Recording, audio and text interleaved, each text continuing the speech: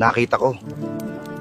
3 araw pa bago ang Biyernes. Gagaling ako. Hindi yan ang tanong. Ang tanong, kung may mangyayari sa orasyon kung ikaw ay may lagnat habang ginagawa mo ito.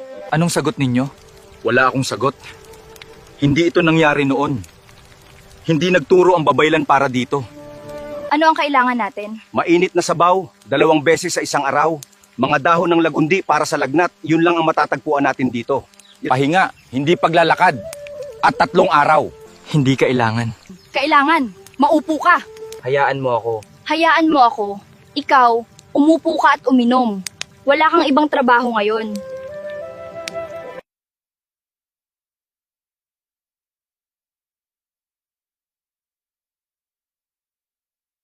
Kumusta ang lagnat? Meron pa. Ngunit kaya ko. Oo. Kaya mo. Mas simpleng lugar kaysa noong nakaraang Biyernes. Ngunit ang ruta ay nagtatrabaho, walang signal ang batok mo. Dito tayo. Dito tayo. Sino ang nasa loob kasama ko? Si Mikay. Sa pagkakataong ito, kailangan ng isang tao sa loob. Hindi para sa depensa. Para may katabi ka.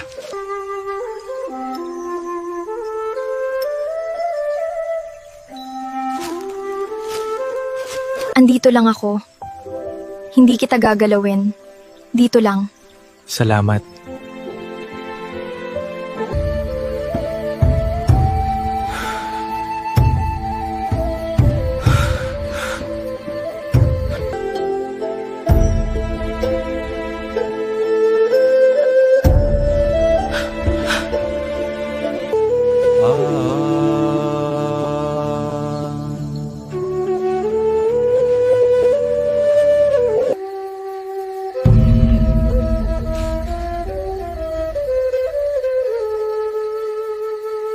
Kumpleto? Kumpleto.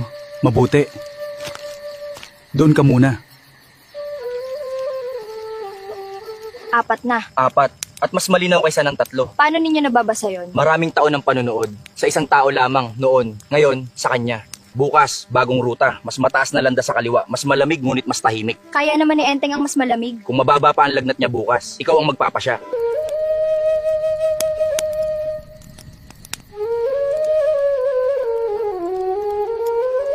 Ilang sandali kang nanonood sa kanya kanina. Oo, mabuti. Dapat mo siyang panoorin. Alam mo kung bakit?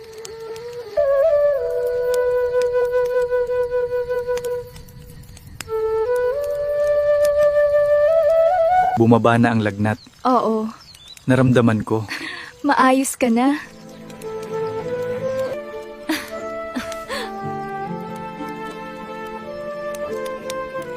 Kung patuloy ang lagyan ng liwanag ngayon, maaari tayong maglakad ng 2 oras bago lumipas ang araw. Handa na ako. Kumain ka muna ng buo bago sabihin mo yan. Ang batok, tahimik, Oo. mabuting landas pa rin. Kumusta ang katawan mo? Totoong sagot. Mahina pa rin, hindi pa bumabalik ang lakas ko. Ngunit ang orasyon, kumpleto yon. Yun ang mahalaga. 6 pa ang natitira. Malalakad ng katawan ko ang 6 na yon. Kahit paano. Bumabalik na ang bilis mo. Naramdaman ko rin. 2 oras pa bago maghinto. Kaya ba? Kaya, kailangan kang maging malusog.